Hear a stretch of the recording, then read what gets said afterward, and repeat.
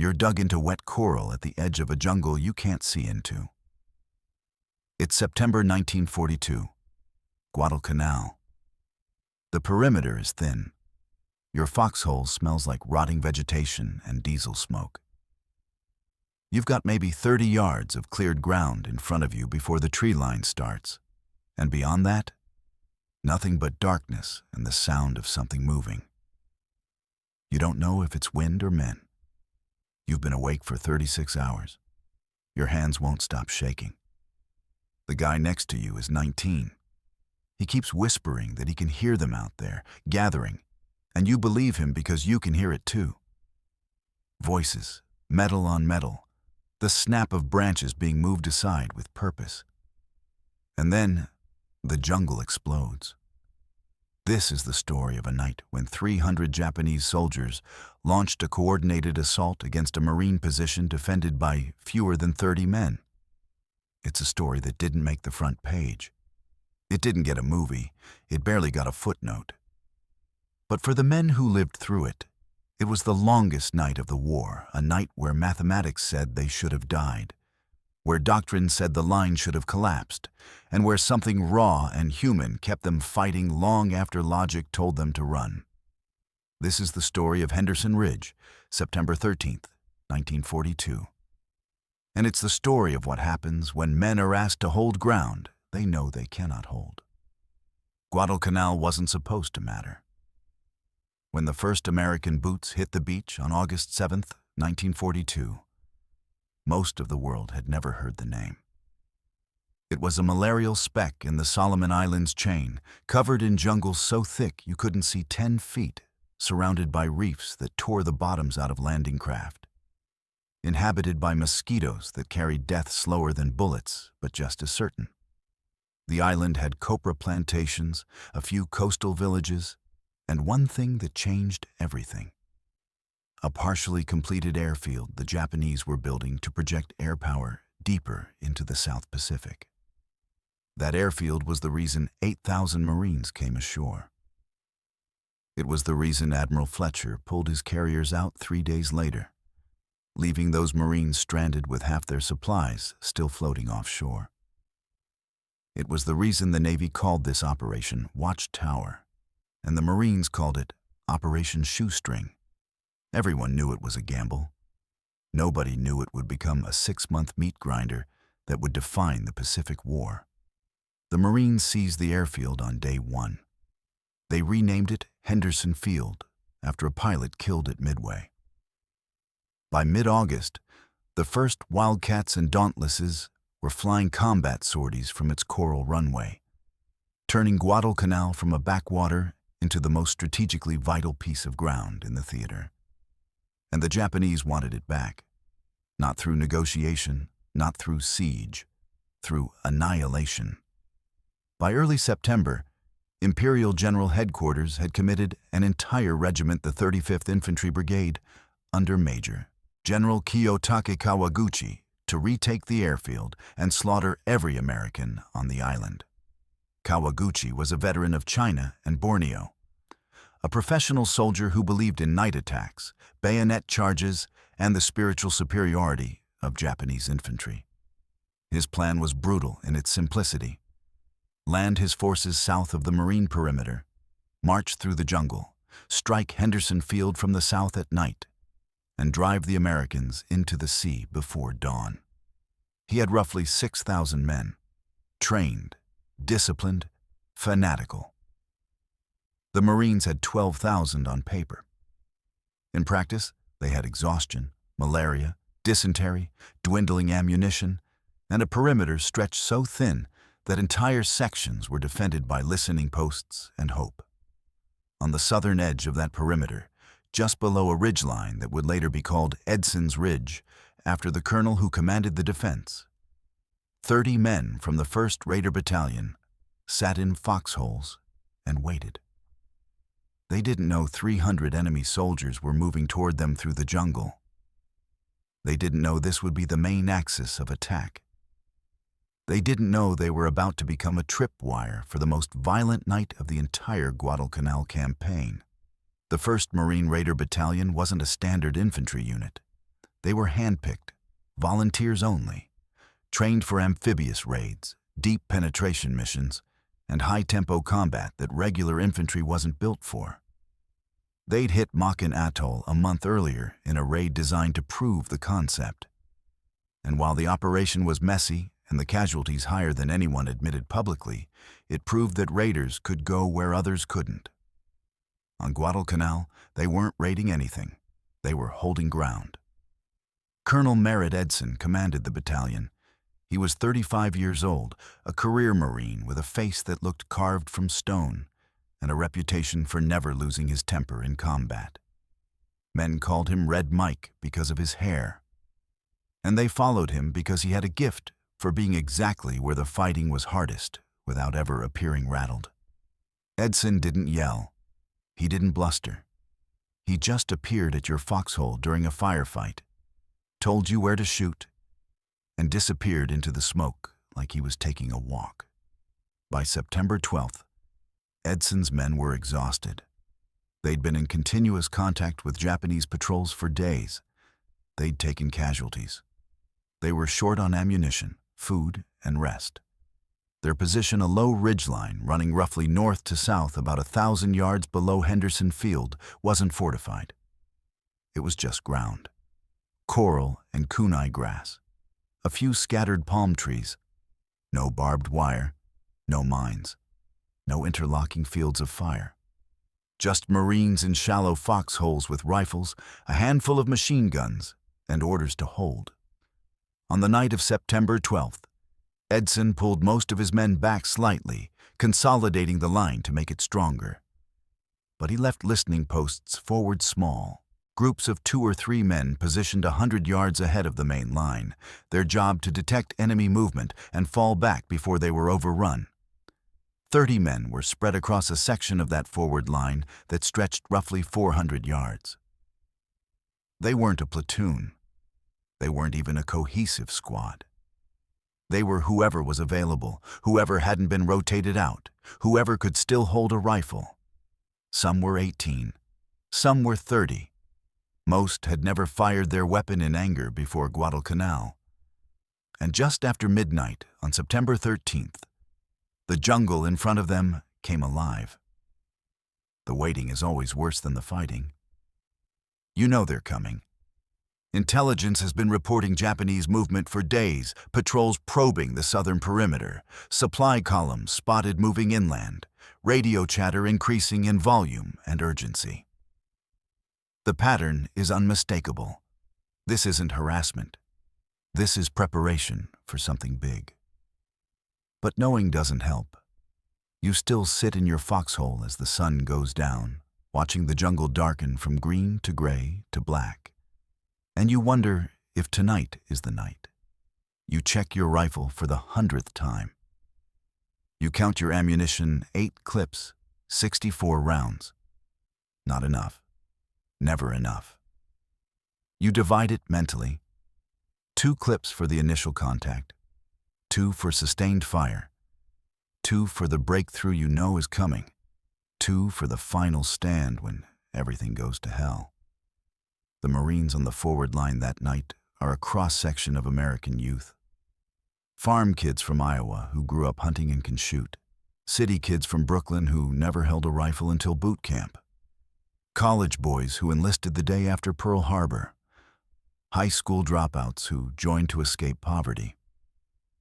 They have nothing in common except the uniform and the fact that they're all about to face something that will either kill them or change them so fundamentally that the person who survives won't recognize the person who went into the foxhole.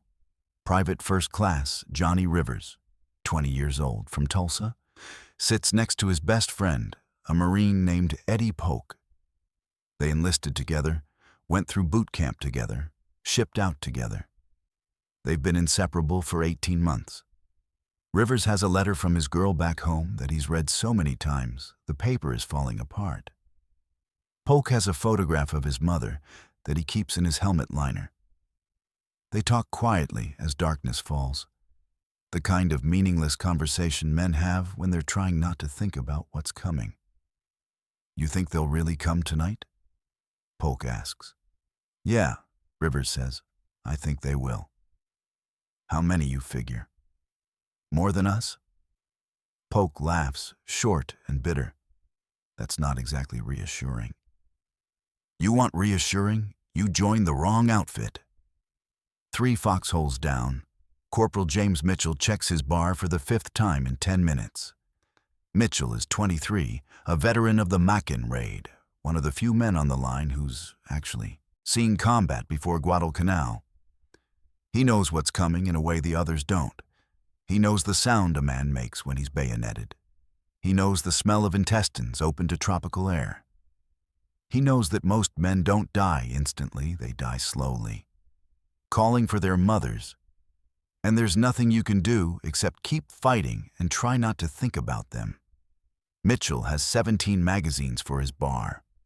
Each magazine holds 20 rounds, 340 rounds total.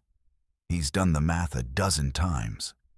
If he fires controlled 3-round bursts, that's 113 bursts. If each burst stops 1 man, he can kill 113 enemy soldiers before his weapon becomes a club. The math doesn't help. It never does. Further down the line, Sergeant William Briggs moves from foxhole to foxhole, checking on his men. Briggs is 31, ancient by Marine standards. A Depression-era enlistee who stayed in when everyone else got out because he had nowhere else to go. He's been in the Corps for 12 years, and he's never been in a battle. Not a real one. Skirmishes in Nicaragua, garrison duty in Shanghai. Now he's responsible for 11 men spread across 150 yards of jungle ridgeline, and he has no idea what he's doing. But he can't let them see that. Keep your heads down, he tells them, voice steady, authoritative. Don't fire until you see them. Don't waste ammunition. Don't bunch up. If it gets bad, fall back to the secondary line. But don't run. You run, everybody dies. The men nod. They believe him because they need to believe him. Because the alternative is accepting that nobody knows what they're doing. That doctrine and training only carry you so far. And that what happens in the next few hours will come down to luck and violence and whether you can pull a trigger faster than the man trying to kill you. At 11:47 p.m., the listening posts report the movement. Heavy movement. Multiple columns. The Marines on the forward line tense, fingers on triggers, eyes straining into darkness, so complete you can't see your own hands. At 11:53 p.m., the listening posts fall silent. Radio contact lost. Either they're pulling back or they're dead. At midnight, the mortars start falling. You hear it before you see it. Not footsteps, not voices. A low rolling sound like distant thunder that doesn't stop. It builds. It gets closer. And then you realize it's not thunder, it's men. Hundreds of them. Moving through the jungle with the kind of noise that means they don't care if you hear them, because they know you can't stop them. The first shots come from the listening post. A burst from a bar. Single rifle cracks. Grenades. Then silence. Then screaming. The Marines in the foxholes strain to see into the dark. The jungle is a wall of black. No moon, no stars. Just the sound of something crashing through the underbrush, getting closer, and then mortars. The Japanese barrage lands directly on the Marine line. Explosions tear through foxholes. Shrapnel screams through the kunai grass. Men are killed instantly. Others are wounded and can't move. The bombardment lasts 10 minutes, and when it stops, the ridge is chaos, fires burning, ammunition cooking off, men shouting for corpsmen who are already dead.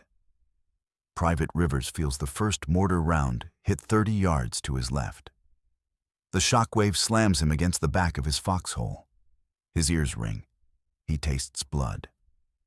Beside him, Polk is screaming something, but Rivers can't hear. Another round hits, closer this time. Dirt and coral spray across his back. He curls into a ball, hands over his helmet, and prays to a god he stopped believing in 6 weeks ago. When the mortars stop, the silence is worse than the explosions. For maybe 5 seconds, nothing happens. The Marines raise their heads, check their weapons, look at each other with eyes that ask the same question. Are you alive? And then the jungle explodes. They don't come in a line. They come in waves. 50 men at a time, screaming, bayonets fixed, officers in front waving swords, charging directly into the Marine positions with the kind of ferocity that's supposed to break defenders psychologically before the fighting even starts. The Marines open fire. Rifles crack, machine guns chatter, tracers slice through the dark. The first wave hits the Marine line, and the fighting becomes hand-to-hand in seconds, bayonets, rifle butts, knives, fists. Men kill each other in foxholes. Corporal Mitchell empties an entire bar magazine into the first 3 soldiers who reach his position, the rounds hitting so close together they sound like a single, extended burst. A 4th soldier leaps into his foxhole. Mitchell swings the bar like a baseball bat, catches him in the face, feels bones break, swings again, keeps swinging until the man stops moving. 3 foxholes over, Rivers fires methodically, 1 shot at a time, the way they taught him at Paris Island. Aim, breathe, squeeze. A shadow falls 20 yards out. Aim, breathe, squeeze. Another falls. He's aware that Polk is firing beside him, their rifles creating a rhythm. And for a moment, just a moment, it feels almost mechanical, like a training exercise where the targets fall and nobody bleeds. Then a Japanese soldier appears at the edge of their foxhole. Rivers sees the bayonet first, glinting in the firelight. He tries to bring his rifle around, but there's no time. The soldier lunges. Polk intercepts him, catches the rifle with both hands, and the 2 men go down in a tangle of limbs and steel. Rivers hears Polk grunt, hears metal scraping coral, sees movement he can't process. He reverses his rifle, drives the butt down twice, 3 times, until nothing moves. When it's over, Polk is on his back, breathing hard, blood on his face, not his blood. Rivers pulls him up. They don't speak. There's nothing to say. The Japanese pull back, regroup, come again, 2nd wave. 60 men. Same ferocity, same screaming. Same result, they hit the line. Some break through, others die in the wire that isn't there. The Marines hold. Barely. Sergeant Briggs moves along the line during the brief lull, counting men, distributing ammunition from the dead. He finds one of his Marines, a kid named Cooper, 18 years old, sitting in his foxhole, staring at his hands. He's not wounded. He's not bleeding. He's just staring. "Cooper," Briggs says. "You hit?" Cooper doesn't respond. "Cooper, you with me?" Still nothing. Briggs slaps him, hard. Cooper's head snaps around, eyes focusing. "You're okay," Briggs says. "You hear me? You're okay. Pick up your rifle. They're coming again." Cooper picks up his rifle. He doesn't look okay. But he's functioning, and functioning is all that matters. 3rd wave. By now, 15 minutes have passed since the first attack. Half the Marines on this section of the line are dead or wounded. Ammunition is running low. Foxholes are collapsing from near-miss explosions. The line is bending. But it hasn't broken. The Japanese commanders don't understand. Their intelligence said this was a weak point, lightly defended, held by exhausted men. They were right. But intelligence didn't account for the fact that exhausted men can still fight if they believe the ground behind them matters more than their own lives. Behind the Marine line, less than 1,000 yards away, is Henderson Field. On that field are the Wildcats and Dauntlesses that have been tearing apart Japanese convoys and bombing runs for 2 weeks. If the airfield falls, the island falls. If the island falls, the entire South Pacific campaign collapses. Every Marine on that ridgeline knows it. They know they're not just defending dirt. They're defending the only offensive capability the Allies have in the theater. So they don't run. There's a moment in every sustained fight where you stop being scared and start being something else. Not brave, not calm, just operational. Your body takes over. Muscle memory from training, from previous firefights, from some primal place in your brain that's older than civilization. You load without thinking. You aim without conscious thought. You kill because killing is the only action available, and hesitation means death. By 1:30 a.m., the Marines on the forward line have entered that state. They're not thinking about home or survival or what comes after. They're thinking about the next magazine, the next target, the next 5 seconds. Time compresses. Hours feel like minutes. Minutes feel like hours. A Japanese soldier charges your position, and you shoot him, and he falls, and you've already forgotten him because another is coming, and another after that. Corporal Mitchell's bar jams. Dirt in the mechanism, or heat, or just bad luck. He clears it by touch in the dark, strips the bolt, wipes it on his pants, reassembles and chambers around in maybe 15 seconds. He's fired over 200 rounds. He has less than 100 left. The barrel is so hot it's glowing faintly in the dark. If he keeps firing at this rate, the weapon will fail permanently. If he doesn't keep firing, the Japanese will overrun his position. He keeps firing.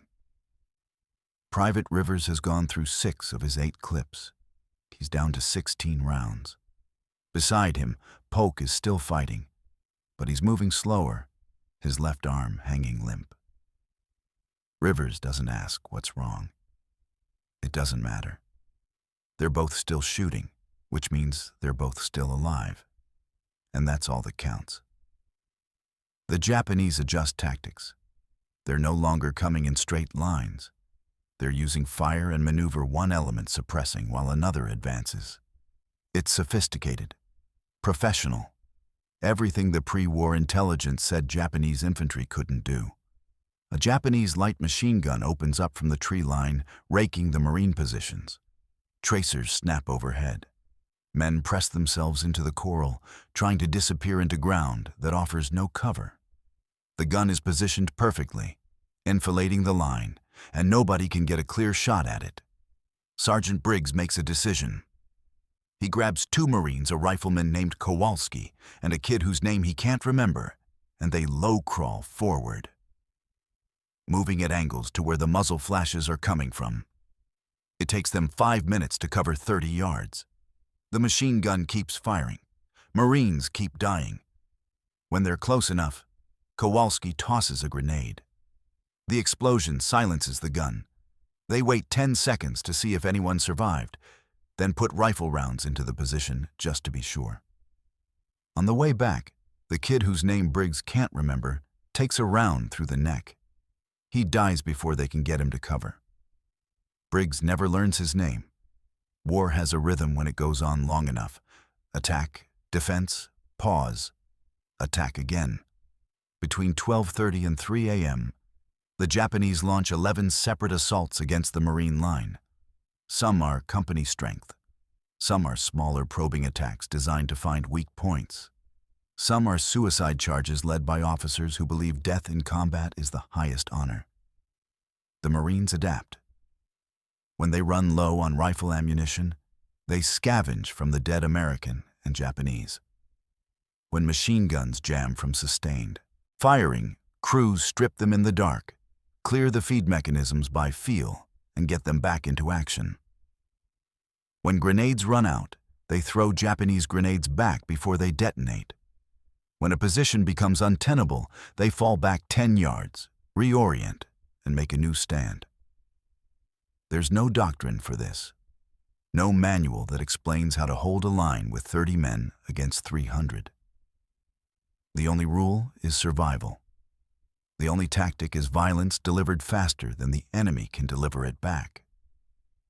A Marine sergeant named Clyde Thomason, who will later become the first enlisted Marine to receive the Medal of Honor in World War II, holds a position at the center of the line for 2 hours. His machine gun crew is dead. He's alone. He uses a rifle, a pistol, and a bayonet, killing at least 15 Japanese soldiers in close combat before being shot through the chest. He stays upright long enough to kill 2 more attackers before collapsing. His body is found the next morning surrounded by spent casings and blood. Another Marine, a rifleman named Platoni, runs out of ammunition entirely and picks up a Japanese Arisaka rifle from a dead soldier. He uses it for the rest of the night, becoming so proficient with the unfamiliar weapon that other Marines think he's an infiltrator and nearly shoot him. He survives the night and later jokes that he fought as a Japanese soldier for 4 hours and nobody noticed. The Japanese, meanwhile, are learning that the line will not collapse through sheer aggression. They begin to adjust tactics, flanking maneuvers, infiltration attempts, coordinated mortar fire followed by immediate assault. It's professional. It's coordinated. It's everything the propaganda said Japanese infantry couldn't do. And it's still not enough. Because the Marines are doing something the Japanese didn't anticipate. They're not just defending. They're counterattacking. Small groups, 3 or 4 men, launch local counterattacks into the flanks of Japanese assault waves, disrupting momentum, forcing the attackers to turn and deal with threats from multiple directions. It's insane. It's tactically reckless. It works. At one point, Corporal Mitchell sees a group of Japanese soldiers setting up another machine gun in a shell crater 20 yards out. They're working calmly, professionally, like they have all the time in the world. Mitchell empties his last bar magazine into the position, killing 3, wounding 2. When the weapon finally goes dry, he drops it and picks up an M1 Garand from a dead Marine. The rifle has 5 rounds left. He uses all 5, then picks up another weapon. This is what combat becomes after a certain point, a scavenger hunt, where the prize is staying alive another 5 minutes. Private Rivers finds himself fighting next to men he's never met. His foxhole buddy Polk is gone wounded, dead, moved to another position. Rivers doesn't know. The man beside him now is a raider from another company, bleeding from a head wound, one eye swollen shut, still firing methodically with a damaged rifle that jams every 3rd round. They don't exchange names. They just fight. By 3 a.m., the Japanese have lost over 100 men. The Marines have lost 18 dead and another dozen wounded so badly they can't fight. The line has contracted to less than 200 yards. Ammunition is nearly gone. Every Marine still standing is wounded, concussed, or operating on pure adrenaline. And the Japanese prepare for one final, overwhelming assault. You've been fighting for 3 hours. Your ears are ringing so badly that you can't hear your own voice. Your hands are covered in blood, yours, theirs, you don't know. Your rifle barrel is too hot to touch. You've got maybe 5 rounds left. The man next to you is dead. The man next to him is unconscious.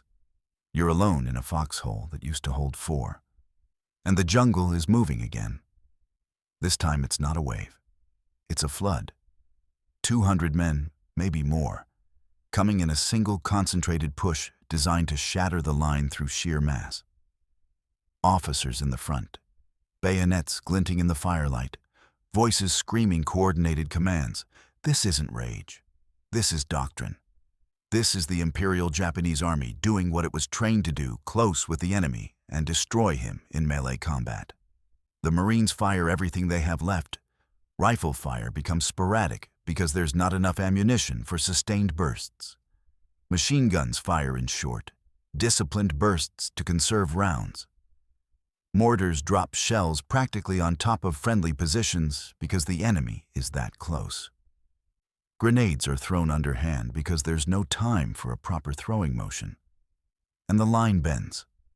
A section on the left collapses. Japanese soldiers pour through the gap.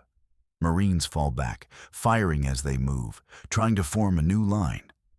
A corporal grabs a fallen Marine's bar and empties the magazine into the breakthrough, killing 8 men before the weapon runs dry.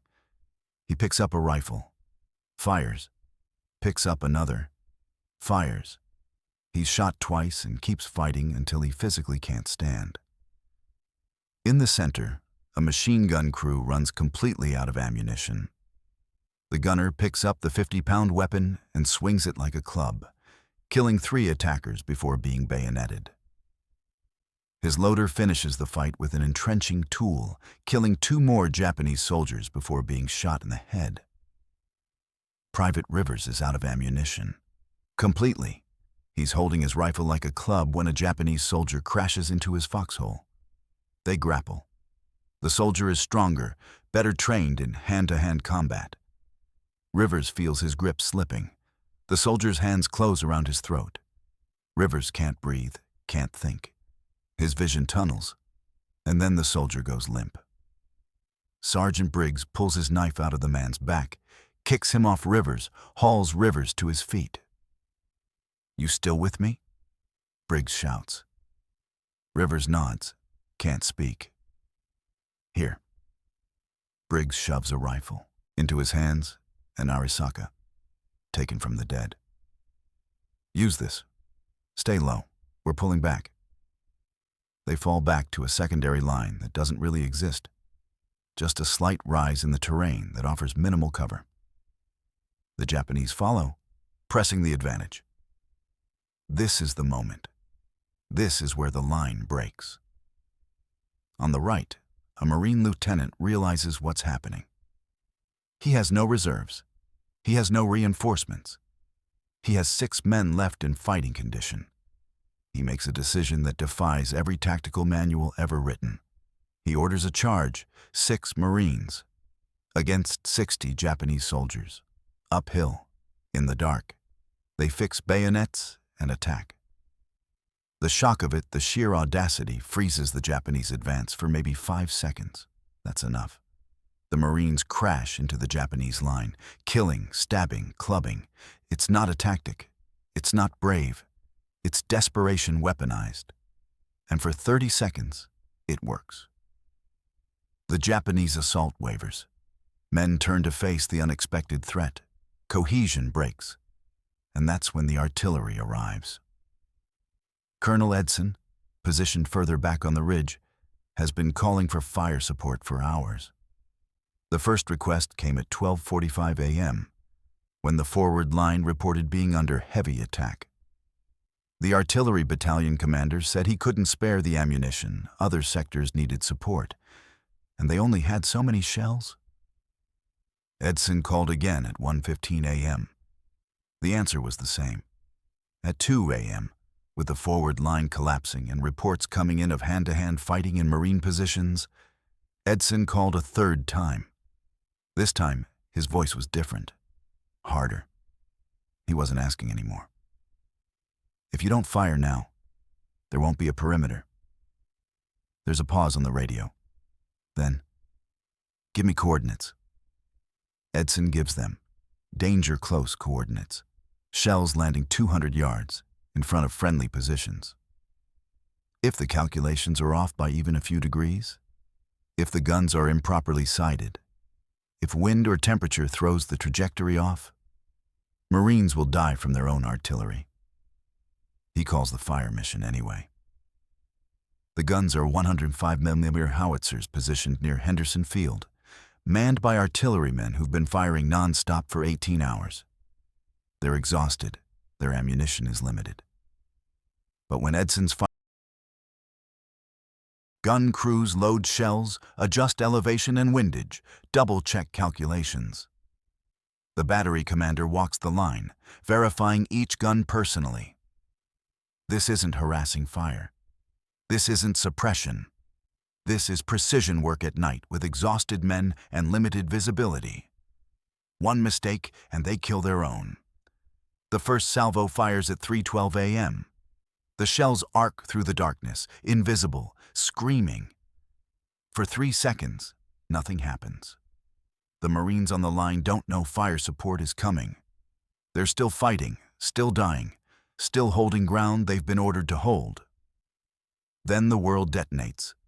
The shells land directly on the Japanese assault force. Not behind them, not in front of them, on them. High explosive rounds designed to kill infantry in the open. And the Japanese infantry is in the open, silhouetted by their own fires, bunched up for the final push. The explosions are biblical. Shrapnel tears through ranks. Concussions throw men through the air. Officers leading from the front are killed instantly, their swords still raised. Entire squads disappear in single detonations. The Marines in the foxholes feel the shock waves, see the flashes, realize what's happening. They press themselves into the ground and wait for the fire to lift, knowing that any second a shell could land short and that would be the end. The barrage lasts 3 minutes, 18 rounds. 1,000 pounds of high explosive dropped on an area the size of a football field. When it stops, the Japanese assault has disintegrated. Not broken, not retreated, disintegrated. Men who survive are scattered, disoriented, separated from their units. Officers are dead. Communication is gone. The momentum that carried them forward for 3 hours is shattered in 180 seconds. The Japanese pull back. Not routed, not broken, just stopped. Some units withdraw in good order, carrying their wounded, maintaining formation. Others melt into the jungle in small groups, trying to find their companies in the dark. A few die where they stand, refusing to retreat, firing until they run out of ammunition and then charging with bayonets until Marines cut them down. By 4:30 a.m., the attacks have ceased. The jungle is quiet again. The Marines hold their positions, weapons trained on the darkness, waiting for another wave that doesn't come. 30 men went into the fight. 11 walked out. When dawn breaks on September 13th, the ridge is unrecognizable. Bodies everywhere. Japanese, American, scattered equipment, spent casings ankle-deep in some foxholes, blood soaked into the coral, fires still burning in the kunai grass. The smell is unspeakable cordite, gasoline, human waste, decomposition accelerated by tropical heat. Private Rivers sits in his foxhole watching the sun rise. He's still holding the Japanese rifle Briggs gave him. He doesn't remember most of the fight. It's fragments, images without context, sounds without meaning. He remembers Polk getting hit. He remembers choking. He remembers the artillery. Everything else is blank. Polk is alive. Rivers finds out later. Wounded badly enough to be evacuated, but alive. They won't see each other again until 1987, at a reunion in San Diego, where they'll sit in a hotel bar and drink in silence because neither can find words for what happened that night. Corporal Mitchell is dead.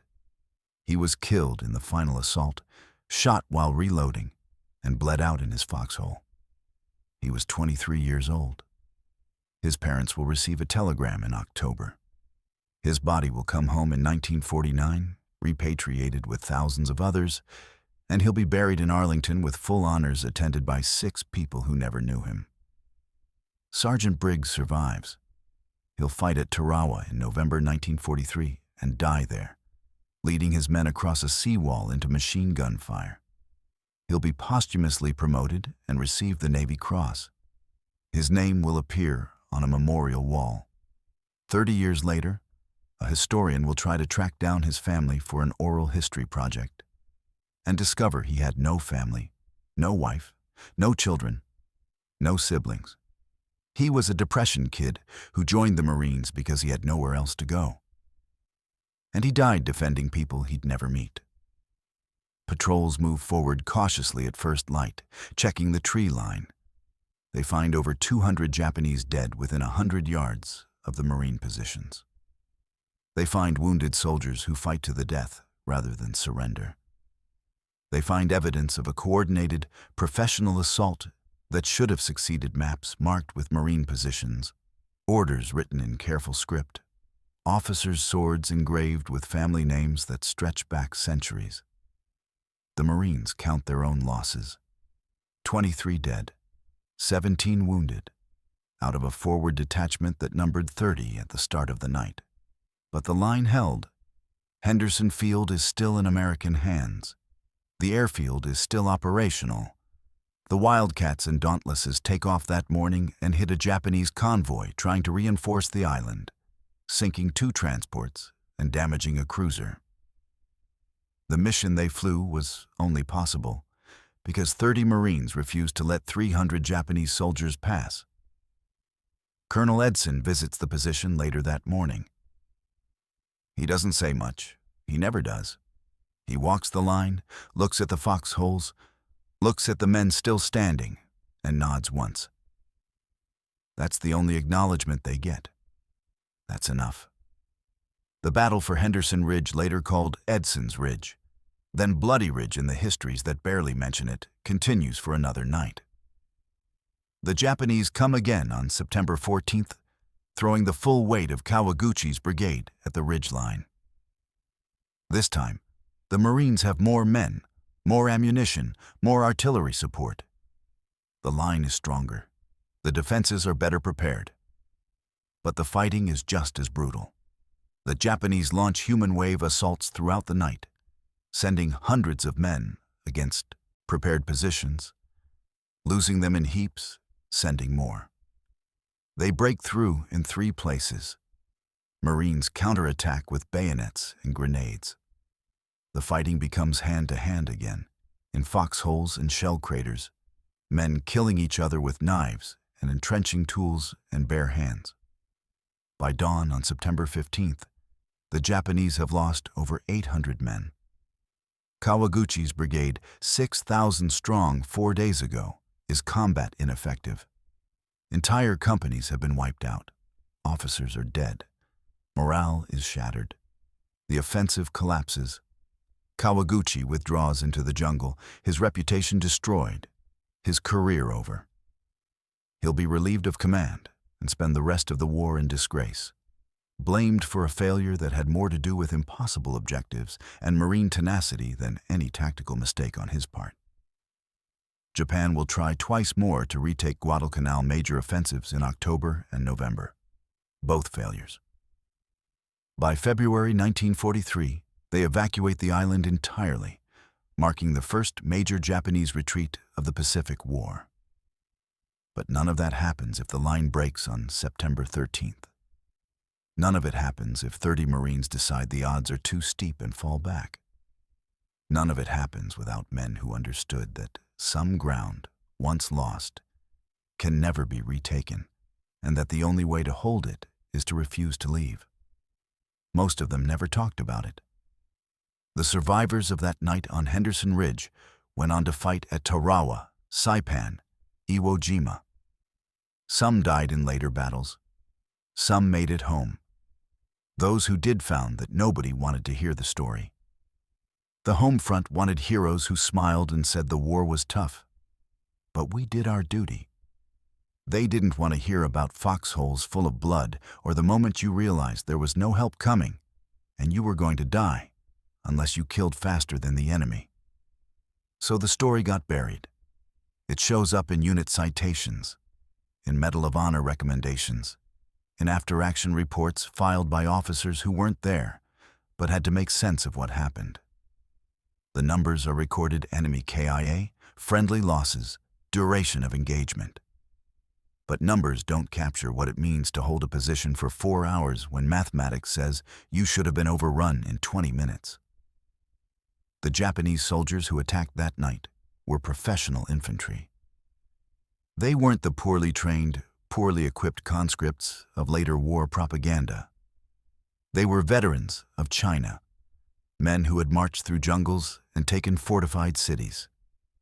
They executed coordinated night attacks with combined arms support, something the U.S. Army struggled to do in daylight. They should have won.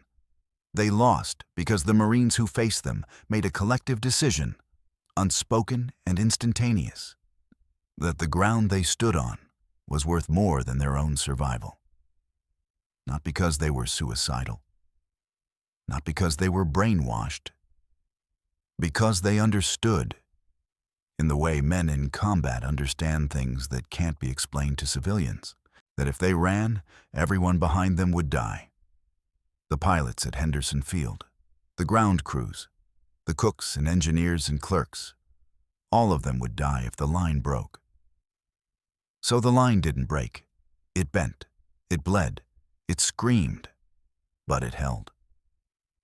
The price of holding that line wasn't just paid in bodies. Private Rivers made it home in 1945. He married his girl from Tulsa, had 3 kids, worked construction for 40 years, never told his wife what happened on Guadalcanal, never told his children, never attended a reunion, never joined the VFW, never wore his medals. He put the war in a box in his mind and locked it. In 1991, his eldest son found his discharge papers and asked about the war. Rivers said, "I did my part, that's all." The son pressed. Rivers walked out of the room. They never spoke about it again. Rivers died in 2003. At his funeral, a Marine Honor Guard performed the service. When they folded the flag and presented it to his widow, she cried and said she never knew he'd been a hero.